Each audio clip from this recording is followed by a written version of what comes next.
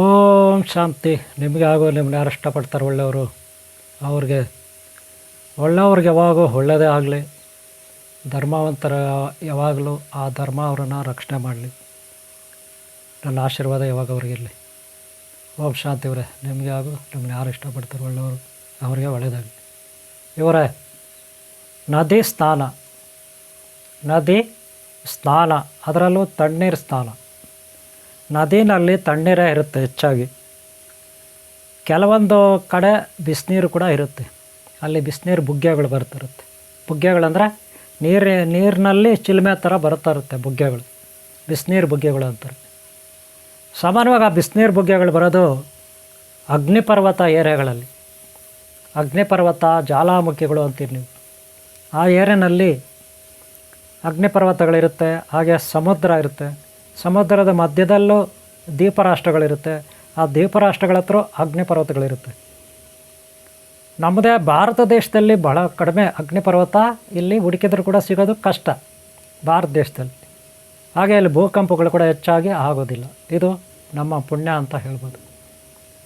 ಇಲ್ಲಿ ಅನಾದಿ ಕಾಲದಿಂದ ಋಷಿಮುನಿಗಳು, ಸಿದ್ಧರು, ಯೋಗಿಗಳು, ಶರಣರು ತಪಸ್ಸು ಮಾಡ್ತಾ ಬಂದಿದ್ದಾರೆ. ದೈವಾರಾಧನೆ ಮಾಡ್ತಾ ಬಂದಿದ್ದಾರೆ. ಇಲ್ಲಿ ನದಿಗಳಿಗೇನು ಕೊರತೆ ಇಲ್ಲ, ಸಾಗರಗಳಿಗೇನು ಕೊರತೆ ಇಲ್ಲ. ಹಾಗೆ ನಮ್ಮ ಭಾರತ ದೇಶದ ಸುತ್ತಲೂ ಹಿಂದೂ ಮಹಾಸಾಗರ ಇದೆ, ತುಂಬ ದೊಡ್ಡದು. ಆದರೆ ಇಲ್ಲಿ ಅಗ್ನಿಪರ್ವತಗಳು, ಅವುಗಳಿಂದ ಬರ್ತಕ್ಕಂಥ ಹೊಗೆ, ಅವುಗಳಿರ್ತಕ್ಕಂಥ ಬೆಂಕಿ, ಇವುಗಳಿಂದ ನಮಗೇನು ತೊಂದರೆ ಇಲ್ಲ. ಯಾಕಂದರೆ ನಮ್ಮಲ್ಲಿ ಅವು ಹುಡುಕಿದ್ರು ಸಿಗೋದು ಕಷ್ಟ ಅಗ್ನಿಪರ್ವತಗಳು. ಹಾಗೆ ಭೂಕಂಪಗಳಾಗೋದು ಅಂದರೆ ಪ್ಲೇಟ್ಸ್ ಇರುತ್ತೆ, ಲೇಯರ್ ಪ್ಲೇಟ್ಸ್ ಅಂತೀವಿ.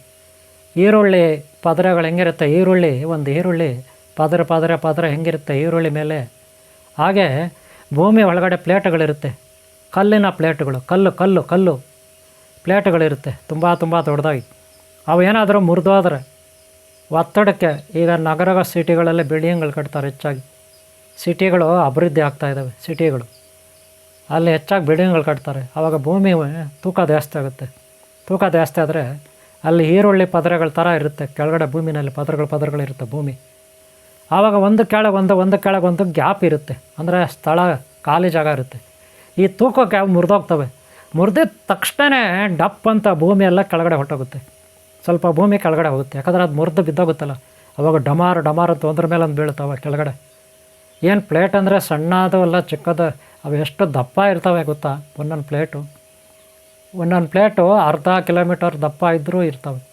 ಅರ್ಧ ಕಿಲೋಮೀಟರ್ ದಪ್ಪ ಕೂಡ ಇರ್ತವೆ ಒಂದೊಂದು ಪ್ಲೇಟ್. ಕೆಲವೊಂದು ಪ್ಲೇಟುಗಳು ಚಿಕ್ಕದಾಗಿರ್ತವೆ. ಅವು ಮುರಿದೋದ್ರೆ ಒತ್ತಡಕ್ಕೆ ಕೆಳಗೆ ಹೊರಟೋಗ್ತವೆ. ಇನ್ನೆಷ್ಟೋ ಕೆಳಗಡೆ ಗ್ಯಾಪ್ ಇರ್ತವೆ, 1 ಕಿಲೋಮೀಟ್ರ್ 2 ಕಿಲೋಮೀಟ್ರ್ ಗ್ಯಾಪ್ ಇರುತ್ತೆ. ಅಲ್ಲೆಲ್ಲ ನೀರು ತುಂಬಿಕೊಂಡಿರುತ್ತೆ. ನೀರು ಅಲ್ಲೋಗಿ ಬೀಳ್ತದೆ. ಅಷ್ಟು ಮೇಲೆಯಿಂದ ಅಷ್ಟು ಬೀಳೋಷ್ಟೊತ್ತಿಗೆ ಇಲ್ಲಿರೋ ಭೂಮಿ ಎಲ್ಲ ಕೆಳಗಡೆ ಹೊರಟೋಗ್ತದೆ. ಅದೇನಾದರೂ ಸಮುದ್ರದಲ್ಲಿ ಕೆಳಗಡೆ ಬಿದ್ದುಬಿಟ್ರೆ ಭೂಮಿ, ಆ ಸಮುದ್ರದಲ್ಲಿರೋ ನೀರೆಲ್ಲ ಒಳಗಡೆ ಹೋಗ್ತದೆ. ಸ್ಪೀಡಲ್ಲಿ ಹೋಗುತ್ತೆ ನೀರು. ಯಾಕಂದರೆ ಅಷ್ಟು ದೊಡ್ಡದಾಗಿ ಹೋಲ್ ಬಿದ್ದರೆ ಅಷ್ಟು ನೀರು ಒಳಗಡೆ ಒಂದೇ ಸಾರಿ ನುಗ್ಗಿದಾಗ ಸುರುಳಿ ಆಕಾರ ಬರುತ್ತೆ. ಸುರುಳಿ ಆಕಾರ ಬಂದಾಗ ಆ ಅಲೆಗಳು ಸ್ಟಾರ್ಟ್ ಆಗುತ್ತೆ ಸುತ್ತಲೂ. ಆ ಅಲೆಗಳು ಎಷ್ಟು ಇರ್ತಾವೆ, ಎತ್ತರಕ್ಕೆ ಇರ್ತಾವೆ ಅಂದರೆ 100 ಮೀಟ್ರು 200 ಮೀಟ್ರು 300 ಮೀಟ್ರ್ ಎತ್ತಕ್ಕೆ ಇರ್ತಾವೆ ಅಲೆಗಳು. ಆ ಸ್ಪೀಡ್ಗೆ ಅಲೆಗಳು ಅವು ಆ ಸಮುದ್ರದ ಅಕ್ಕಪಕ್ಕ ತೆಂಗಿನ ಮರಗಳು, ತೋಟಗಳು, ಮನೆಗಳು, ಬಿಲ್ಡಿಂಗ್ಗಳು, ಸಿಟಿಗಳೆಲ್ಲ ಇರುತ್ತೆ. ನೀವು ನೋಡಿರ್ಬೋದು ಸಮುದ್ರ ಪಕ್ಕದಲ್ಲಿ. ಕರಾವಳಿ ಪ್ರದೇಶ ಅಂತೀವಿ ಅದು. ಈಗ ಫಾರ್ ಎಕ್ಸಾಂಪಲ್ ಕನ್ಯಾಕುಮಾರಿ ಭಾರತ ದೇಶದಲ್ಲಿ, ಮಂಗಳೂರು, ಆಮೇಲೆ ಈ ಕಡೆ ವಿಶಾಖಪಟ್ಟಣಮ್, ಬಾಂಗ್ಲಾದೇಶ, ಪಶ್ಚಿಮ ಬಂಗಾಳ, ಇವೆಲ್ಲ ಎಲ್ಲಿದ್ದಾವೆ? ಪಕ್ಕದಲ್ಲಿದ್ದಾವೆ. ಗುಜರಾತು, ಇವೆಲ್ಲ ಏನು ಸಮುದ್ರ ಪಕ್ಕದಲ್ಲಿ ಅಲ್ವಾ? ಬೀಚ್ಗಳು ಅಂತೀವಿ, ಸಮುದ್ರ ಬೀಚ್ಗಳು. ಅಲ್ಲೇನಾಗ್ತದೆ, ಬೀಚೆಲ್ಲ ನೋಡ್ತಿರ್ತಾರೆ ಜನ. ಅಲ್ಲೆಲ್ಲ ಮನೆಗಳಿರುತ್ತೆ, ಹೋಟೆಲ್ಗಳಿರುತ್ತೆ, ಟ್ರಿಪ್ ಅಂತ ಹೋಗಿರ್ತಾರೆ. ಸಮುದ್ರದಲ್ಲಿ ಅಲ್ಲೆಲ್ಲ ಸ್ನಾನ ಮಾಡ್ತಿರ್ತಾರೆ, ಅಲ್ಲೆಲ್ಲ ಮಲ್ಕೊಂಡಿರ್ತಾರೆ. ಈ ವಿಚಾರ ನಿಮ್ಗೆ ಗೊತ್ತು. ಆದರೆ ಏಕಾಕಿಯಲ್ಲಿ ಭೂಮಿ ಒಳಗೆ ಲೇಯರ್, ಆ ಪ್ಲೇಟು ಮುರಿದೋಗ್ಬಿಟ್ಟು ಒಂದ್ರ ಮೇಲೆ ಒಂದು ಬಿದ್ದುಬಿಟ್ರೆ, ನಾನು ಹೇಳಿದೆ ಆಗಲೇ, ಕೆಳಗಡೆ ಸುಮಾರು ಅರ್ಧ ಕಿಲೋಮೀಟ್ರ್ ಗ್ಯಾಪು ಇರ್ತವೆ. ಕೆಲವು ಅಲ್ಲಿ ನೀರು ತುಂಬ್ಕೊಂಡಿರುತ್ತೆ. ಇವು ದಪ್ಪ 100 ಮೀಟ್ರ್ ದಪ್ಪನೂ ಇರ್ತವೆ, 50 ಮೀಟ್ರ್ ದಪ್ಪನೂ ಇರ್ತವೆ. ಅದೇನು ಸಣ್ಣ ಚಪ್ಪಡಿ ಕಲ್ಲುಗಳೆಲ್ಲ, ಇವೊಂಥರ ಚಪ್ಪಡಿ ಕಲ್ಲುಗಳ ಥರ. ಈರುಳ್ಳಿನಲ್ಲಿ ಹೆಂಗಿರ್ತವೆ ಲೇಯರ್ಗಳು, ಪದರೆ ಒಂದ್ರ ಮೇಲೆ ಒಂದು ಹಂಗಿಲ್ಲಿರ್ತವೆ ಅವು. ಆದರೆ ಮಧ್ಯದಲ್ಲಿ ಈರುಳ್ಳಿನಲ್ಲಿ ಗ್ಯಾಪ್ ಇರಲ್ಲ. ಆದರೆ ಇಲ್ಲಿ ಹಂಗಲ್ಲ, ಗ್ಯಾಪ್ ಇರುತ್ತೆ. ಅದೇನಾದರೂ ಮುರಿದೋಗ್ಬಿಟ್ರೆ ಒತ್ತಡಕ್ಕೆ ಬಿದ್ದೋಗ್ಬಿಡುತ್ತೆ.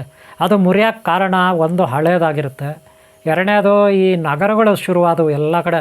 ಈಗ ಮೆಡ್ರಾಸು, ಬೆಂಗಳೂರು, ಕಲ್ಕತ್ತಾ, ಡೆಲ್ಲಿ ಇತ್ಯಾದಿ ನಮ್ಮ ದೇಶದಲ್ಲೇ ಇದೆ, ಬಾಂಬೆ ಇತ್ಯಾದಿ. ಆದರೆ ಬೇರೆ ದೇಶಗಳಲ್ಲಿ ಎಂಥ ದೊಡ್ಡ ದೊಡ್ಡ ಸಿಟಿಗಳಿಲ್ಲ. ಅದರಲ್ಲೂ ಚೈನಾನಲ್ಲಂತೂ ಕಟ್ಟಿದ್ದು ದೊಡ್ಡ ಬಿಲ್ಡಿಂಗ್ಗಳು. ಆ ಸಿಮೆಂಟೆಲ್ಲ ತಗೊಂಡೋಗಿ, ಚಪ್ಪಡಿಗಳು ತಗೊಂಡೋಗಿ, ಕಲ್ಲು ಐಟಮ್ಸ್ ತಗೊಂಡೋಗಿ ಇಟ್ಟಿಗೆಗಳೆಲ್ಲ ಆ ಸಿಟಿನಲ್ಲಿ ಒಂದು ಕಡೆ ಹಾಕ್ತಾರೆ. ಒಂದು ಕಡೆ ಹಾಕಿದಾಗ ಎಲ್ಲ ಬಿಲ್ಡಿಂಗ್ಗಳ ಮೇಲೆ ಹೇಳ್ತವೆ. ಬಿಲ್ಡಿಂಗ್ಗಳ ಮೇಲೆ ಇದ್ದರೆ ಆ ಜಾಗದಲ್ಲಿ ವೆಯ್ಟ್ ಜಾಸ್ತಿ ಆಗುತ್ತೆ, ತೂಕ. ಅಲ್ಲಿ ಕೆಳಗಡೆ ಪ್ಲೇಟ್ ಇರುತ್ತಲ್ಲ, ಲೇಯರು, ಈರುಳ್ಳಿ ಪದರ ಥರ, ಅದು ಒತ್ತಡಕ್ಕೆ ಮುರಿದೋಗ್ಬಿಡುತ್ತೆ. ಅಲ್ಲಿ ಮುರಿದೋಗ್ತದೆ ಪರವಾಗಿಲ್ಲ, ಅಲ್ಲಿ ಮುರಿದ್ರೆ ಬಿಲ್ಡಿಂಗ್ಗಳೆಲ್ಲ ಒಳಗಡೆ ಹೋಗ್ತವೆ. ಆದರೆ ಅಕ್ಕಪಕ್ಕ ಇನ್ನೂ ಕೆಲವು ತುಕಡೆ ಅಂತ ಮುರಿದು ಆ ಸಮುದ್ರಗಳು ಪಕ್ಕದಲ್ಲೇ ಇರ್ತವೆ, ಅಲ್ಲಿ ಕೂಡ ಮುರಿದೋಗ್ಬಿಡ್ತವೆ ಒತ್ತಡಕ್ಕೆ. ಅವಾಗೇನಾಗ್ತದೆ, ನೀರೆಲ್ಲ ಒಂದೇ ಸಾರಿ ನುಗ್ತವೆ ಅಲ್ಲಿ. ಆದರೆ ಸಿಟಿನಲ್ಲಿ ಮನೆಗಳು ಬೀಳ್ತವೆ. ಆದರೆ ಸಮುದ್ರದಲ್ಲೇ ಕೆಲವು ಹಳೆಯವಾಗ್ಬಿಟ್ಟು ಲೇಯರ್ಗಳು ಮುರಿದೋಗ್ತವೆ. ಆವಾಗ ನೀರೆಲ್ಲ ಒಳಗಡೆ ಹೋಗ್ತದೆ. ಸಮುದ್ರದಲ್ಲೇ ಅಲ್ಲಿ ಒಳಗೋದ್ರೆ ನೀರು ಸುಳಿಯಾಗಿ ಅಕ್ಕಪಕ್ಕ ಇರೋ ಕಡೆ ಸುನಾಮಿ ಅಂತ ಬರುತ್ತೆ. ಸುನಾಮಿ ಅಂತ ಬಂದುಬಿಟ್ಟು ಜೋರಾಗಿ 100 ಮೀಟ್ರ್, 200 ಮೀಟ್ರ್, 300 ಮೀಟ್ರ್ ಹೈಟು ಅಲೆಗಳು ಹೊರಗಡೆ ಬಂದುಬಿಡುತ್ತೆ. ಆ ಸಮುದ್ರದಿಂದ ಹೊರಗಡೆ ಸುರುಳಿ ಆಕಾರವಾಗಿ ಬಂದುಬಿಡುತ್ತೆ ಅಲೆಗಳು. ಆವಾಗ ಒಂದು 10 ಅಲೆ ಹೊರಗಡೆ ಬಂದರೆ ಮನೆಗಳು, ಕಾರುಗಳು, ಬ್ರಿಡ್ಜ್ಗಳು, ಮರಗಳು ಎಲ್ಲ ಕೊಚ್ಕೊಂಡು ಹೋಗ್ಬಿಡುತ್ತೆ. ಮತ್ತು ನೀರೆಲ್ಲ ಬಂದಿದ್ದು ವಾಪಸ್ ಹೋಗಲೇಬೇಕಲ್ಲ ಮತ್ತೆ ಸಮುದ್ರಕ್ಕೆ. ಅಲ್ಲಿಂದ ಬಂದಿದ್ದ ನೀರು, ರಭಸವಾಗಿ ಬಂದಿದ್ದ ನೀರು ಮನೆಗಳು, ಬಿಲ್ಡಿಂಗ್ಗಳು, ಮರಗಳು, ಕಾರುಗಳು, ಬಸ್ಸುಗಳೆಲ್ಲ ಒಯ್ಕೊಂಡು ಹೋಗ್ಬಿಡುತ್ತೆ.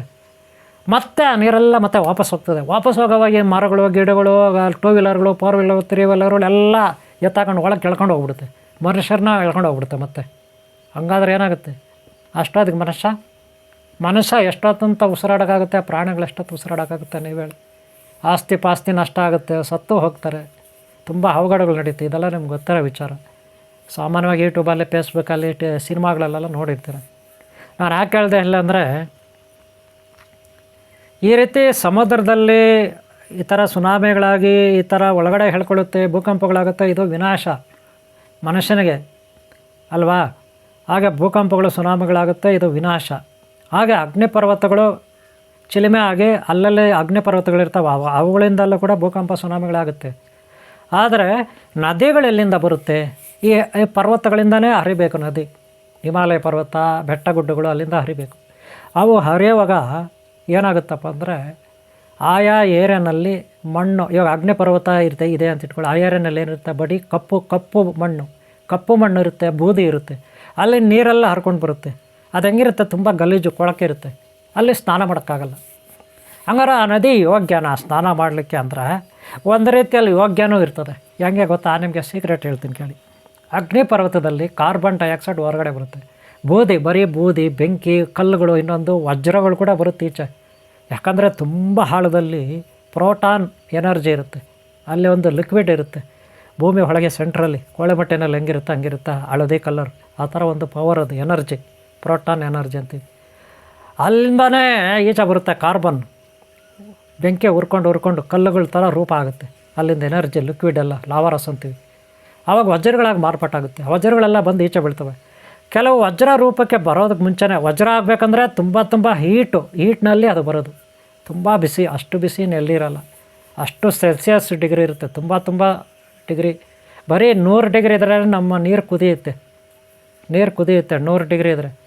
ಒಂದು 500-1000 ಡಿಗ್ರಿ ಇದ್ದರೆ ಬಂಗಾರ, ಕಬ್ಬಣ ಎಲ್ಲ ಕರಗಿಬಿಡುತ್ತೆ. ಗೊತ್ತಾಯ್ತಲ್ಲ? ಆ ಥರ. ಹಂಗಿದ್ಮೇಲೆ ಅಲ್ಲಿ 10,000, 20,000, 1 ಲಕ್ಷ ಹತ್ರನೇ ಅಷ್ಟು ಡಿಗ್ರಿ ಸೆಲ್ಸಿಯಸ್ ಇರ್ತದೆ ಹೇಳೋಕ್ಕೆ ಬರೋದಿಲ್ಲ. ಅಷ್ಟೊಂದು ಭಯಾನಕವಾಗಿರ್ತದೆ. ಅಲ್ಲಿಂದ ಈ ಕಲ್ಲುಗಳ ರೂಪದಲ್ಲಿ ರಾವರಸ ಈಚೆ ಬಂದು ಬೀಳುತ್ತೆ. ಕಲ್ಲುಗಳ ರೂಪದಲ್ಲಿ ಬೆಟ್ಟ ಗುಡ್ಡ ರೆಡಿ ಆಗುತ್ತೆ. ಅದ್ರ ಜೊತೆಗೆ ವಜ್ರಗಳ ರೂಪದಲ್ಲೂ ಕೂಡ ವಜ್ರ ಕೂಡ ಕಲ್ಲೇ, ಬೇರೆ ಇನ್ನೆಲ್ಲ ಕಲ್ಲೇ, ಅದು ಕೂಡ ಕಲ್ಲೇ, ಅದು ಕೂಡ ಈಚೆ ಬಂದು ಬೀಳ್ತವೆ.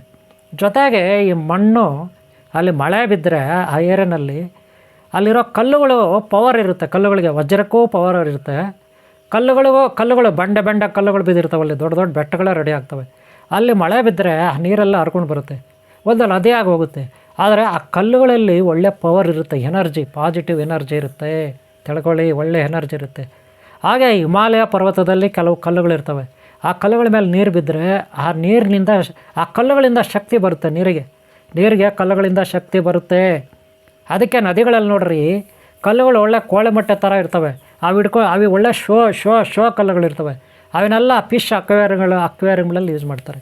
ಫಿಶ್ ಅಕ್ವೇರಿಯಮ್ಗಳು ಗೊತ್ತಲ್ಲ, ಮೀನು ಕಲರ್ ಮೀನುಗಳಿರುತ್ತಲ್ಲ, ನಾವು ಮನೆಗಳಲ್ಲಿ ಒಂದು ಗ್ಲಾಸ್ನಲ್ಲಿ ತೊಟ್ಟಿ ಥರ ಅದಕ್ಕೊಂದು ಮನೆ ಥರ ರೆಡಿ ಮಾಡಿ ಫಿಶ್ ಅಕ್ವೇರಿಯಮ್ ಅಂತೀವಿ. ಅಂದರೆ ಮೀನು ಸಾಕಾಣಿಕೆ ಒಂದು ಅದರದ್ದೇ ಆದ ಒಂದು ಮನೆ. ಅದರಲ್ಲಿ ಕಲ್ಲುಗಳೆಲ್ಲ ಹಾಕಿರ್ತಾರೆ, ಗಿಡಗಳು, ಪಾಚಿ ಗಿಡಗಳು, ಒಂದು ಬಬಲ್ಸ್ ಹೋಗೋಕ್ಕೆ ಬುಡ್ಡೆಗಳು ಒಂದು ಮಿಷಿನ್ ಇಕ್ಕಿರ್ತಾರೆ, ಅದು ಆನ್ ಆಗಿರ್ತದೆ, ಇವಾಗ ಬುಡ್ಡೆಗಳ ಥರ ಹೋಗ್ತಾರಂತೆ. ಜೊತೆಗೆ ಕಲ್ಲುಗಳು ಇಟ್ಟಿರ್ತಾರೆ ಶೋಗೆ. ಇವೆಲ್ಲ ಧರ್ಮಸ್ಥಳ ನೇತ್ರಾವತಿ ನದಿನಲ್ಲಿ ಸಿಗ್ತವೆ ಕಲ್ಲುಗಳು. ಹಾಗೆ ಕೆಲವು ಕಡೆ ನದಿಗಳಲ್ಲಿ ಸಿಗ್ತವೆ, ಭಾಳ ಚೆನ್ನಾಗಿರ್ತವೆ ಕಲ್ಲುಗಳು, ಗೊತ್ತಾಯ್ತಲ್ಲ. ಅವುಗಳ ಮೇಲೆ ನೀರು ಹರ್ಕೊಂಡು ಹೋದ್ರೆ ಏನಪ್ಪ ಆಗುತ್ತಂದರೆ ಆ ಕಲ್ಲುಗಳಲ್ಲಿರೋ ಎನರ್ಜಿ, ಪಾಸಿಟಿವ್ ಎನರ್ಜಿ ನೀರಿಗೆ ಹೋಗ್ತದೆ.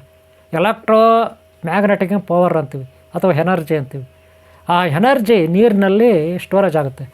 ಆ ಟೈಮಲ್ಲಿ ಅದು ಹರ್ಕೊಂಡಾಗ ಎಲ್ಲ ಒಂದು ಕಡೆ ನಿಲ್ಲುತ್ತೆ ಅಥವಾ ಹರ್ಕೊಂಡು ಹೋಗ್ತಾ ಇರುತ್ತೆ. ನಿಂತ ಕಡೆ ಅಲ್ಲೆಲ್ಲ ಕಟ್ಟೆಗಳು ಕಟ್ಟಿರ್ತಾರೆ, ಕಟ್ಟೆಗಳು, ಸ್ನಾನದ ಕಟ್ಟೆ. ಫಾರ್ ಎಕ್ಸಾಂಪಲ್ ಶ್ರೀರಂಗಪಟ್ಟಣದಲ್ಲಿ ಅಲ್ಲೇ ಸಂಗಮ, ಎಲ್ಲೆಲ್ಲಿ ಸಂಗಮಗಳಿದೆ ಅಲ್ಲಿ ಹೆಚ್ಚಾಗಿ ದೇವಸ್ಥಾನಗಳಿದೆ, ನದಿ ಪಕ್ಕದಲ್ಲಿ ಅಲ್ಲೆಲ್ಲ ಮೆಟ್ಟಗಳು ಸ್ನಾನದ ಕಟ್ಟೆ ಅಂತ ಇರ್ತದೆ. ಅಂದರೆ ಮೆಟ್ಟಲುಗಳಿರುತ್ತೆ, ಅಲ್ಲಿ ಕೂತ್ಕೊಂಡು ಎಲ್ಲ ಸ್ನಾನ ಮಾಡ್ತಾರೆ. ಆ ನೀರು ಎಲ್ಲಿಂದ ಹರ್ಕೊಂಡು ಬರುತ್ತೆ? ಈ ಕಲ್ಲುಗಳ ಮೇಲೆ ಹರ್ಕೊಂಡು ಘರ್ಷಣೆ ಮಾಡ್ಕೊಂಡು ಬರ್ತಾ ಇರ್ತದೆ ನದಿ ನೀರು. ಆವಾಗ ಅದರಲ್ಲಿ ಸ್ಟೋರೇಜು ಎಲೆಕ್ಟ್ರೋಮ್ಯಾಗ್ನೆಟಿಕ್ ಪವರ್ ಸ್ಟಾಕ್ ಆಗುತ್ತೆ. ಒಂದನೇ ಕಾರಣ. ಆಗ ನಾವು ಸ್ನಾನ ಮಾಡಿದಾಗ ಅದರಲ್ಲಿರೋ ನೀರಿನಲ್ಲಿರೋ ಪವರು ನಮ್ಮ ಶರೀರಕ್ಕೆ ಬರುತ್ತೆ.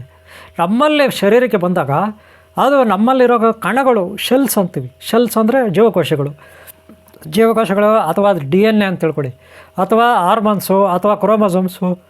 ಇದರಲ್ಲಿ ಹಾಗೆ ಬಯೋಕೆಮಿಸ್ಟ್ರಿನ ಗ್ರಂಥಿಗಳಿದೆ. ಇವುಗಳಲ್ಲೆಲ್ಲ ಎಲೆಕ್ಟ್ರಾನ್ಸು ಸ್ಟೋರೇಜ್ ಆಗುತ್ತೆ, ನಾಡಿಗಳಲ್ಲಿ ಸ್ಟೋರೇಜ್ ಆಗುತ್ತೆ. ಹೆಚ್ಚಿನ ಚಾರ್ಜ್ ಆಗ್ತದೆ, ನಮ್ಮ ಶರೀರ ಚಾರ್ಜ್ ಆಗುತ್ತೆ. ರೀಚಾರ್ಜ್ ಅಂತಿರಲ್ಲ, ಆ ಥರ ರೀಚಾರ್ಜ್ ಆಗುತ್ತೆ. ನೀವು ಬ್ಯಾಟ್ರಿಗಳು ಹಂಗೆ ಮೊಬೈಲ್ ಬ್ಯಾಟ್ರಿ, ಇನ್ನೊಂದು ಬ್ಯಾಟ್ರಿ, ಮತ್ತೊಂದು ಬ್ಯಾಟ್ರಿ ಹೆಂಗೆ ಚಾರ್ಜ್ ಮಾಡ್ತೀರಿ ಹಂಗೆ ಚಾರ್ಜ್ ಆಗುತ್ತೆ ನಮ್ಮ ಶರೀರ. ಇದು ಒಂದು ಉಪಯೋಗ, ಓಕೆನಾ? ಒಂದು ಉಪಯೋಗ ನೆನ್ಪಿಟ್ಕೊಳ್ಳಿ. ಅದಕ್ಕೆ ಋಷಿಮುನಿಗಳು ನದಿಗಳ ಪಕ್ಕದಲ್ಲೇ ಗುಡಿಸಲು ಹಾಕ್ಕೊಂಡು ಡೈಲಿ ಅವರು ನದಿನೆಲ್ಲ ಸ್ನಾನ ಮಾಡ್ತಾಯಿದ್ರು, ಯೋಗ್ಯವಾದ ವಾತಾವರಣ ನೋಡಿಕೊಂಡು, ನೆನ್ಪಿಟ್ಕೊಳ್ಳಿ. ಆದರೆ ಸಾಮಾನ್ಯ ಜನರು ಈಗ ಕುಂಭಮೇಳದಲ್ಲಿ ಹೋಗಿ ಅಲ್ಲಿ ಸ್ನಾನ ಮಾಡ್ತಿದ್ದಾರೆ. ಇಲ್ಲಿ ಅಗ್ನಿಪರ್ವತಗಳಿಂದ ಬಂದಂಥ ಕಲ್ಲುಗಳ ಮೇಲೆ ಹೆಚ್ಚಿನ ಶಕ್ತಿ ಇರುತ್ತೆ. ಮಾಮೂಲಿ ಕಲ್ಲುಗಳಲ್ಲಿ ಪವರ್ ಕಮ್ಮಿ ಇರುತ್ತೆ, ಮಾಮೂಲಿ ಕಲ್ಲುಗಳಲ್ಲಿ ಇನ್ನೂ ಪವರ್ ಕಮ್ಮಿ ಇರುತ್ತೆ. ಹಾಗೆ ಕೆಲವೊಂದು ಏರಿಯಾಗಳಲ್ಲಿ ಕೆಲವೊಂದು ಕಲ್ಲುಗಳು ಇರ್ತದೆ, ಅಲ್ಲಿ ಪವರ್ ಜಾಸ್ತಿ ಇರುತ್ತೆ. ಹಂಗಾದರೆ ಗಂಗಾ ನದಿ ಎಲ್ಲಿಂದ ಬರುತ್ತೆ? ಭಗೀರಥಿ, ಗಂಗಾ, ಯಮುನಾ, ತುಂಗಭದ್ರಾ ಇವೆಲ್ಲ ಎಲ್ಲಿಂದ ಬರ್ತದೆ? ಇವೆಲ್ಲ ನೋಡಬೇಕು ಅಲ್ವಾ? ಅದಕ್ಕೆ ಗಂಗಾ ನದಿ ಹಿಮಾಲಯ ಪರ್ವತ ತಪ್ಪಲ ಪ್ರದೇಶದಲ್ಲಿ ಹರ್ಕೊಂಡು ಬರುತ್ತೆ. ಅಲ್ಲೇ ಐಸ್ ಇರುತ್ತೆ, ಮಂಜುಗಡ್ಡೆಗಳಲ್ಲೂ ಎಲೆಕ್ಟ್ರಾನ್ಸ್ ಹೆಚ್ಚಾಗಿ ಸ್ಟೋರೇಜ್ ಆಗುತ್ತೆ. ನಾನು ಲಾಸ್ಟ್ ಟೈಮ್ ವಿಡಿಯೋ ಹಾಕಿದ್ದೀನಿ. ಮೋಡಗಳಲ್ಲಿ ಎಲೆಕ್ಟ್ರಾನ್ಸ್, ಪಾಸಿಟಿವ್ ಎನರ್ಜಿ ಸ್ಟೋರೇಜ್ ಆಗಿರುತ್ತೆ, ಎಲೆಕ್ಟ್ರಾನ್ಸ್. ಹಾಗೆ ಹಿಮಾಲಯ ಪರ್ವತದ ಮಂಜುಗಡ್ಡೆಗಳಲ್ಲಿ ಹೆಚ್ಚಿನ ಸ್ಟೋರೇಜ್ ಆಗುತ್ತೆ ಎಲೆಕ್ಟ್ರಾನ್ಸ್. ಅಲ್ಲಿಂದ ನೀರು ಹರ್ಕೊಂಡು ಬಂದಾಗ, ಮತ್ತು ಕಲ್ಲುಗಳು ಭಾಳ ಶುದ್ಧವಾಗಿರುತ್ತೆ, ಹರ್ಕೊಂಡು ಬಂದಾಗ ಗಂಗಾ ನದಿ ಅಲ್ಲಿ ಹೋಗಿ ಸ್ನಾನ ಮಾಡ್ತಾರೆ. ಇದು ಒಂದು ಕಾರಣ ನಮಗೆ ಎನರ್ಜಿ ಬರೋಕ್ಕೆ. ಎರಡನೇ ಕಾರಣ, ಅಲ್ಲಿರ್ತಕ್ಕಂಥ ಎಷ್ಟೋ ನೂರಾರು ಸಾವಿರಾರು ನಮಗೆ ಬೇಕಾದಂಥ ಬ್ಯಾಕ್ಟೀರಿಯಾ ಇರುತ್ತೆ. ಉಪಯುಕ್ತವಾದ, ನಮ್ಮ ಶರೀರಕ್ಕೆ ಉಪಯುಕ್ತವಾದ ಬ್ಯಾಕ್ಟೀರಿಯಾ ಇರುತ್ತೆ ಆ ನೀರಿನಲ್ಲಿ. ಸ್ನಾನ ಮಾಡಿದಾಗ ಆ ಬ್ಯಾಕ್ಟೀರಿಯಾಗಳು ನಮ್ಮ ಶರೀರದ ಮೇಲೆ ಅಟ್ಯಾಕ್ ಮಾಡ್ತವೆ. ಅವುಗಳಿಂದ ನಮಗೇನು ತೊಂದರೆ ಆಗೋಲ್ಲ. ಆದರೆ ನಮ್ಮ ಶರೀರದ ಮೇಲೆ ಇರ್ತಕ್ಕಂಥ ಕೆಟ್ಟ ಬ್ಯಾಕ್ಟೀರಿಯಾವನ್ನು ಅವು ತಿಂದಾಕ್ತವೆ. ಅವು ನಮ್ಮ ಮೇಲೆ ದಾಳಿ ಮಾಡೋದು ಯಾಕೆ ಗೊತ್ತಾ? ನಮ್ಮ ಶರೀರದ ಮೇಲೆ ಕೆಟ್ಟ ಬ್ಯಾಕ್ಟೀರಿಯಾ ಇರ್ತವೆ, ಅವನ್ನ ಕಿತ್ಕೊಂಡು ತಿಂದಾಕ್ತಾವೆ. ಇದರಿಂದ ಉಪಯೋಗ ಆಯಿತು. ಗಂಗಾ ನದಿ ಸೀಕ್ರೆಟ್ ಇದು. ಬೇರೆ ನದಿಗಳಲ್ಲಿ ಅಷ್ಟೊಂದು ಬ್ಯಾಕ್ಟೀರಿಯಾ ಇರಲ್ಲ. ನಮಗೆ ಬೇಕಾದಂತಹ, ನಮಗೆ ಸಹಕಾರಿ ಆಗ್ತಕ್ಕಂಥ, ನಮಗೆ ಸಹಾಯ ಮಾಡ್ತಕ್ಕಂಥ ಬ್ಯಾಕ್ಟೀರಿಯಾಗಳು ಬೇರೆ ನದಿಗಳಲ್ಲಿ ಕಡಿಮೆ. ಆದರೆ ಇಲ್ಲಿ ಸುಮಾರು ನೂರಾರು ಸಾವಿರಾರು ಜಾತಿಯ ಬ್ಯಾಕ್ಟೀರಿಯಾ ಇದ್ದಾವೆ ಗಂಗಾ ನದಿನಲ್ಲಿ. ಇದು ಒಂದು ಸೀಕ್ರೆಟ್. ನಿಮಗೆ 2 ಸೀಕ್ರೆಟ್ ಹೇಳಿದೆ. ಗಂಗಾ ನದಿ ಹಿಮಾಲಯ ಪರ್ವತದಿಂದ ಹರ್ಕೊಂಡು ಬರುತ್ತೆ. ಆ ಏರಿಯಾ ಭಾರಿ ಚೆಂದಾಗಿರುತ್ತೆ, ನಿಮಗೆ ಗೊತ್ತು.